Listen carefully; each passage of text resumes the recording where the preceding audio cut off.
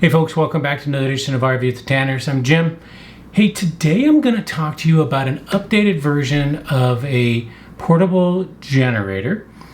When I was doing the last video, I posted it about 3 or 4 weeks ago on the jumpstart solution from Schumacher. While I was talking to Schumacher, they said, hey, your last video on our portable solutions is about 3 years ago, Jim. Would you like to do an updated version? And of course I said yes. So they sent me this version. This is their new SL1467, and it has 880 watt hours. Now the last one, I'll put a link up in the corner, that was their SL1404. It was 750 watt hours. So it's a pretty big jump in the amount of power in this version versus the old one.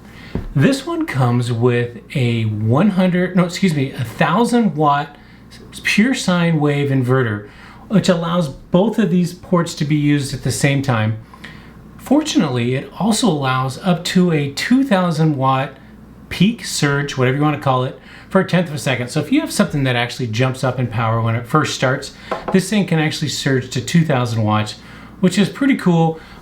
We don't have much over 1000 watt stuff in the RV, maybe Melinda's hairdryer, so we wouldn't really run that off of this. My idea with something like this is obviously portable. I could take it outside of the RV, so I don't have to use the batteries that are in the RV. If I'm at a picnic table or we go somewhere different, we load up in the truck and we go somewhere, I still have the ability to bring power with me, not the one that's built into the truck, but I can still portably carry it, maybe like a tailgate. It also has the ability, there is no solar panel from Schumacher to charge this, so you would just need to get one of your own. But it does support a 120 watt solar panel input for charging as well. So if you're out boondocking, you don't have to try to find an electrical panel to recharge this. You could use your existing solar, if you have some, to recharge this during the day and then use it at night. My goal is to actually use this thing at night and let it run overnight. Maybe we have a fan running in the RV. Here in Oregon, it doesn't get that hot, so we don't really run our AC much. So just a moving fan is perfect for us. So then I wouldn't have to use, again, the batteries in the RV. I can use this guy in order to do that. All right, so let's take a look at all the features that come with the system. When I first turn it on by holding the button down, it engages the system. Now the nice thing about this is not everything is on, so you're not burning power. It's only starting the system up so that you can now turn on the devices that you actually need. So what you see up top here is the LED indicator, so it shows the battery is full. I'm going to go ahead and turn the inverter on here. Really quiet right now because nothing's being pulled.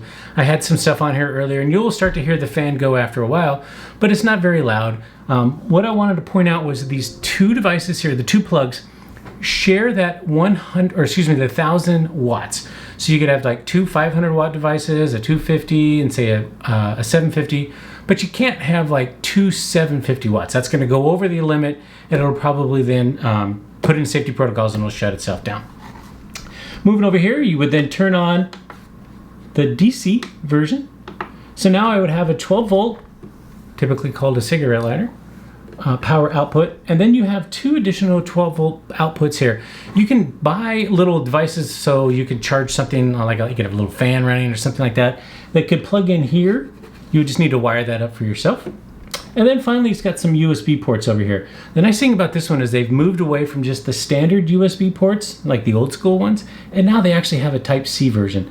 So if I turn that on, now these ports are actually live. I can plug in all four. Again, it has one Type-C at the top and two of the old school USBs, and they have 2.4 amps per device, and I think it's 3 amps. That would charge like a tablet or a phone. Some of those new tablets and new phones would like to have a higher amperage, so this would provide 3 amps to that. For safety, it has a light over here, and it has 3 different functions. It has the light that will come on. It might get a little bright here. We'll see how it turns out. So turn the light on. Standard light. Carry the handle, walk around, you can use that. If I push it again, it goes into a standard SOS. So if you need help, it's just flashing, people can see that. And then if I push it one more time, it just goes into a standard flashing mode, maybe to try to get someone's attention rather than an SOS. I hold it in for 2 seconds and it turns it back off. The nice function I talked about earlier is that light won't come on until you actually turn this main power on. So again, all the functions require that you actually turn the main power on in order to operate. I'm going to read to you a couple, here's the manual, some of the items and how long they will run. So it lists in their manual that a circular saw will run for 4 hours off of this device, a sump pump 7 hours. Coming down, a refrigerator, depending on your refrigerator, it says 34 hours. You could do a fan for 43 hours. That's quite a long time. I want to take this out. It's winter right now, so we're not camping, but I'm excited to get this thing out there, and what I'm going to use it for is our portable ice maker. We have a portable ice maker in our RV that pulls about 120 watts. So I'm excited to see how long that would actually run on this device. I'm gonna say, it's nowhere in the manual, so I'm gonna say an estimate that the inverter uses about 10% to do the AC conversion from DC. So like I said earlier, it has 880 watt hours. That's if you're using DC direct. Now, if you're gonna go AC, you turn on the inverter and you're gonna lose some of that watt hours to the overhead of the inverter. So let's say it's 10%. So now we're gonna get somewhere in the neighborhood of 800 watt hours on an inversion, on the inverter.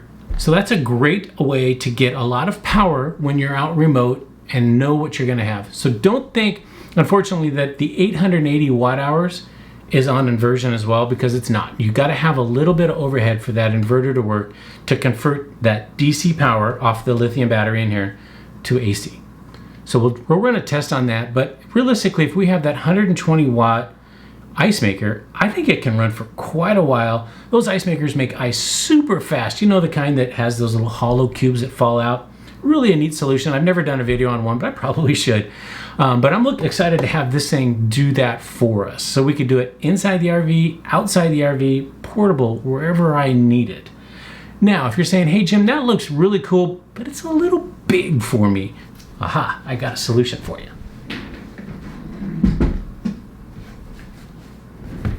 Meet its little brother. This one is the SL1466, and it has a very similar setup, except it's just a little bit stepped down. So more compact. Maybe you're just a tent camper and you want to have the ability to charge your phone, charge something, maybe charge your camera, a drone if you're flying that, something of that nature, but a much smaller compact unit. The difference is, so this one has a 500 watt inverter, the other one has the 1000. This one has 2 plugs here as well, but the one difference here is that this one doesn't have a ground plug. So a lot of things today no longer have that 3 grounded plug, you know, like if your AC plug with the ground plug. If you have something like that, you have one port that supports that ground plug, but one does not. So you might want to bring a little adapter along in order to, if you have something that has that 3 plug, so that you can plug it into here. This one also has the USB-C. It has 3 of the standard USBs, and then it has the same, the standard cigarette lighter power here, and then you can turn it on and off. Or excuse me, you have the 12 volt power here as well.